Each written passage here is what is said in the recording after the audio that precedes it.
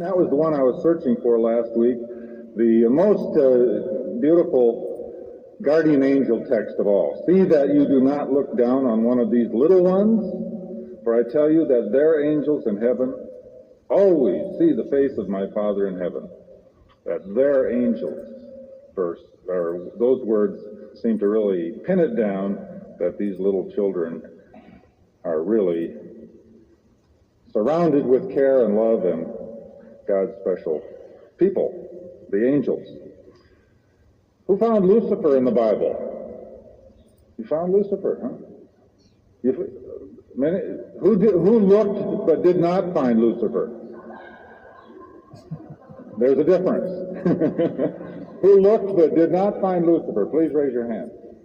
You didn't? Oh, footnotes don't count. Sorry. She found a footnote. I mean, what kind of Bible is that? Some of you found it in the Bible. Some of you looked in the Bible and didn't find it, right? Now that really... Now, are these people incompetent that they could not find it in the Bible? Pardon? The translation, yes, makes a difference. Some Bibles don't have it. Now that seems to be quite puzzling too. Some Bibles do not have Lucifer in it, period. Maybe a footnote. In a footnote they might have it. If you have the King James Version or the New King James, the Possibilities Bible, you were probably able to find it, unless you didn't know where to look or how to find it. But it is in there.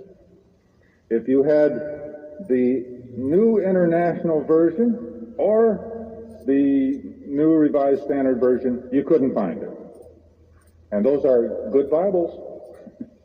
They are real Bibles, but it's not in those versions. Do you like mysteries like that? I do. Those are provocative little mysteries. One Bible has it, no, one doesn't. Now, I'll tell you why. Well, first of all, yes.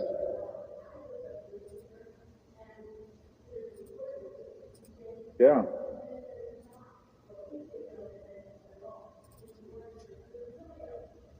Hillel. Light, right. You can see the word light in there. Lucifer. Well, before we get into that, let me tell you, who found Raphael? You found Raphael? In the dictionary? Well, that doesn't count. Yes? You found it?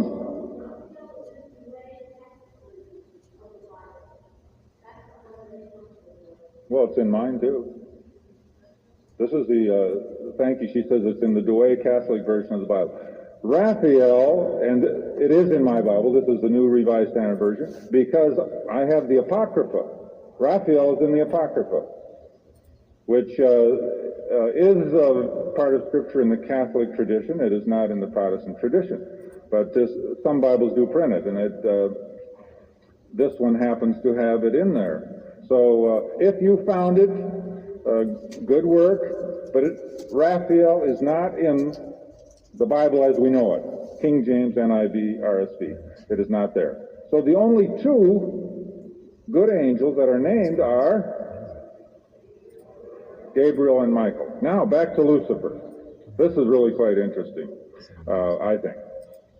In the NIV or RSV,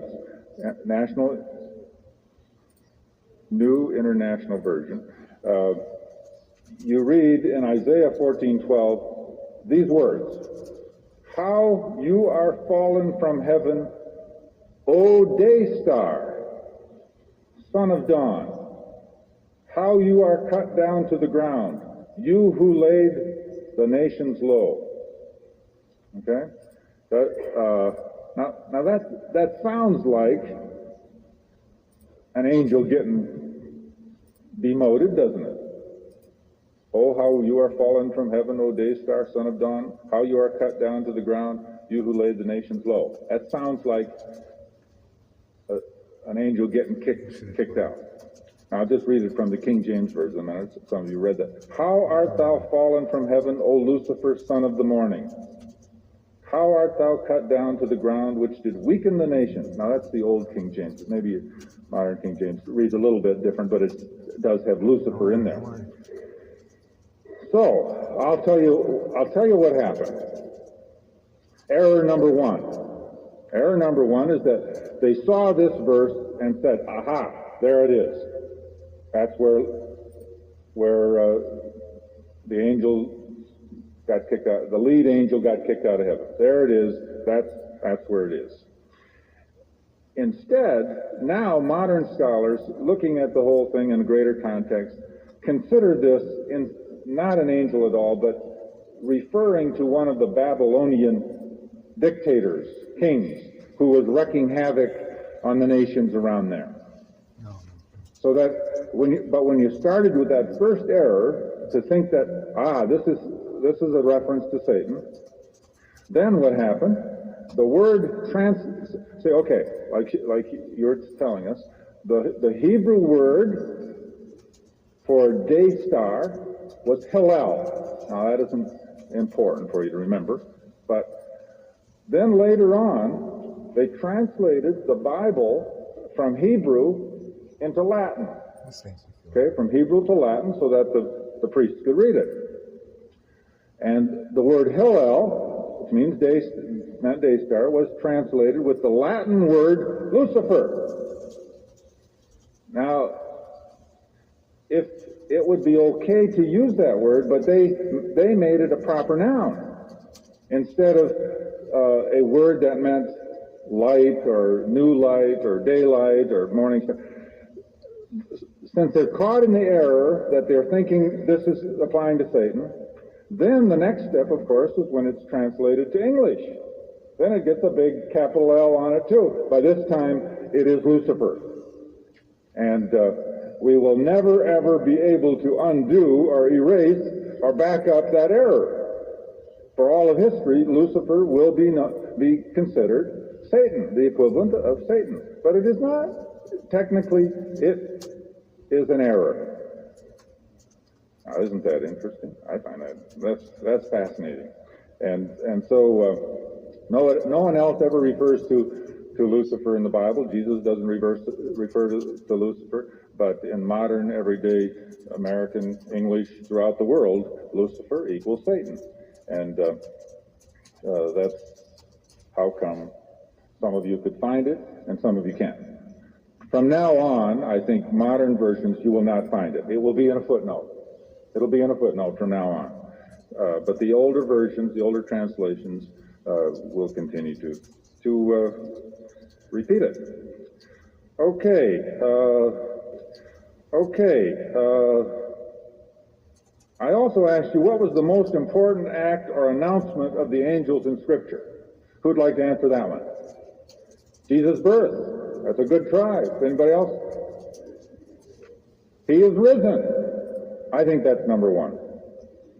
Birth, you can't have a risen without a birth, but but I think the world-changing news, really, that the angels brought was, he is not here. He is risen. That is really probably the supreme, world-shaking, life-changing sentence for all of history. Okay, we have dealt with last week's homework, and I wanted to share with you a couple more modern, heartwarming stories from everyday life.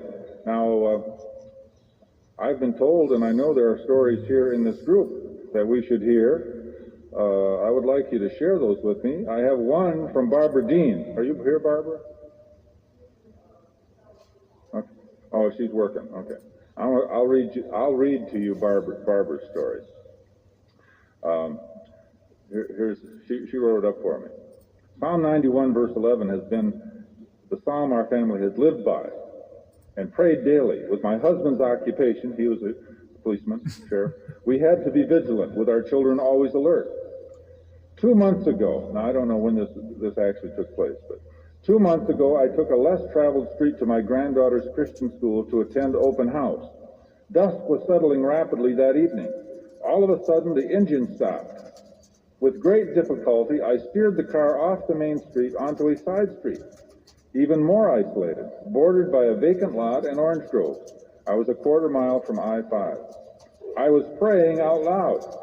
No harm will befall you. He will command his angels to take charge of you and guard you in all your ways. That was how she was praying. As I got out of the car, contrary to good common sense,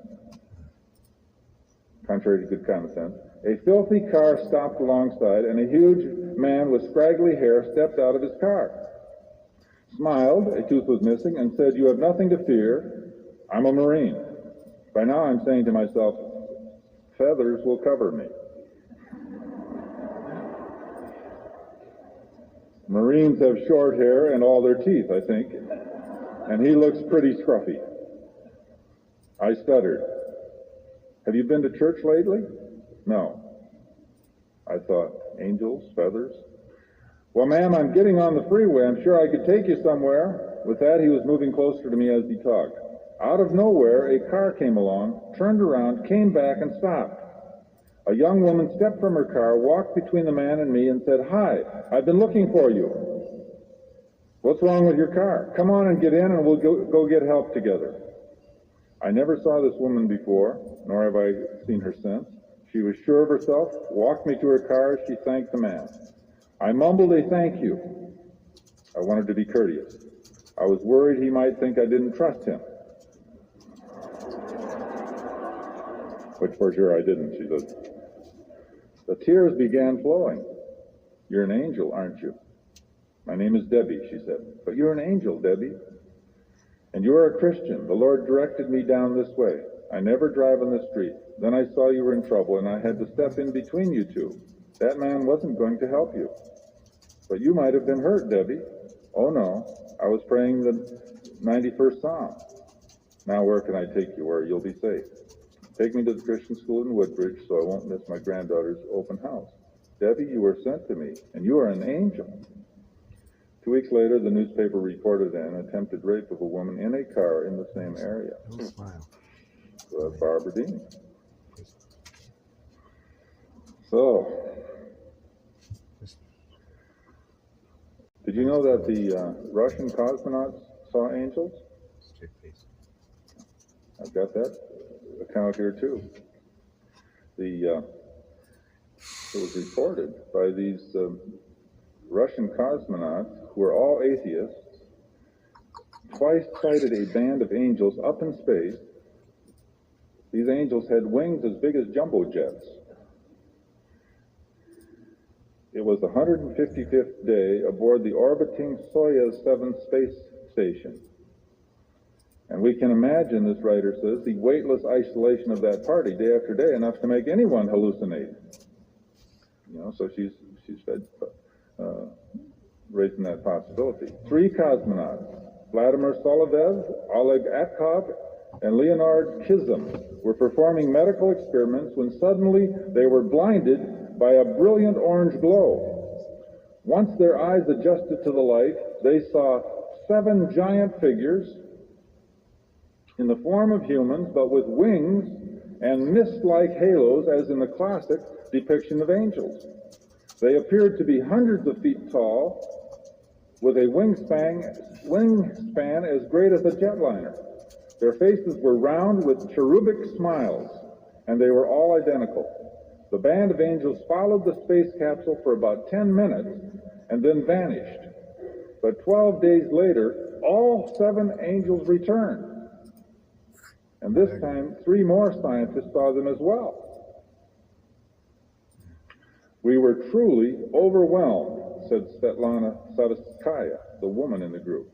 "There was a great orange light, and through it we could see the figures of 7 angels. They were smiling as though they shared a glorious secret." Fascinating. Do they believe now? They believe in angels, I guess. They have permission to believe now. So maybe they are. Who knows? A couple more here that are really heartwarming. These come from the book by Diane window to heaven. Diane Comp is an MD. She was a guest in our church. Remember that? And she's a oncologist, a pediatric oncologist.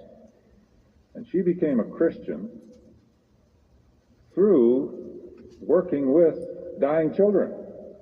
She entered the profession of medicine as a agnostic at best, she says, and kind of skeptical. But through what she experienced with children, many, if not most, of them dying children, and the stories that were told, she is now a fervent, reborn Christian. I'll read some to you. This one is reported to her by another doctor. A little boy, a 4-year-old Asian, this is important. I mean, Asian is not important, but you see it fits in, whose family did not practice a Christian faith, had a vision of an angel visiting him, and then summoned members of the hospital staff, thanked each of them, said goodbye, laid down, and died. He was not upset at all. So he was not programmed. That's the gist of this. He was not programmed by Sunday school or any stories to expect angels. This was not in his history, as far as they knew. That was his experience. Author Diane Comp also tells the story about TJ, the adored youngest son of Anne, who had, when she married, given up her nominal Christian faith. Anne, when she got married, said, "Enough with Christianity. It's for my childhood. It's gone, over." And resolved not to speak of it or teach her children about Christianity. She was going to be, the sophisticated, modern, enlightened person. Anne had never sent the children to Sunday school. The name of God was never mentioned in their house, not even God. One day, TJ, this is her young son, said out of the blue, "Mama, I love you more than anything in the world except God. And I love him a little bit more." Anne was taken aback and told him that this was okay as long as it was God he loved more than her. But why would he speak of God, she pondered. Even more mysterious was why he should love a God whose name he had never heard from her lips. That's really something. 2 days later, TJ crossed a snow-covered creek, broke through the ice, and died.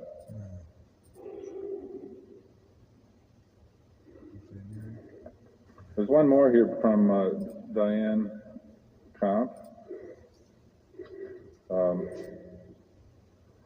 Today, many children with leukemia are cured, but this was not the case when Anna first became sick. Her therapy brought her periods of time when she was disease-free over the 5 years she received treatment. But she faced the end of her life at age 7. Before she died, she mustered the final energy to sit up in her hospital bed and say, "The angels, they're so beautiful. Mommy, can you see them? Do you hear their singing? I've never heard such beautiful singing." Then she laid back on her pillow and died.